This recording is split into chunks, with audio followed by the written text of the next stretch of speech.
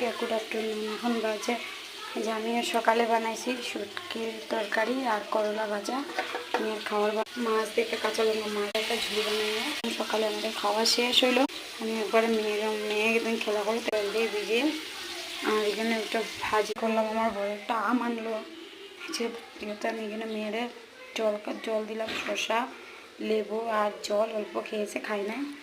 ঘর দুয়ার দেখো বেশি লক্ষ্মী মারে দেওয়ার ছাড়াই দিছি, কি করবো। এরপরে রুটি খাইলাম, চা খাইলাম দুপুরবেলা।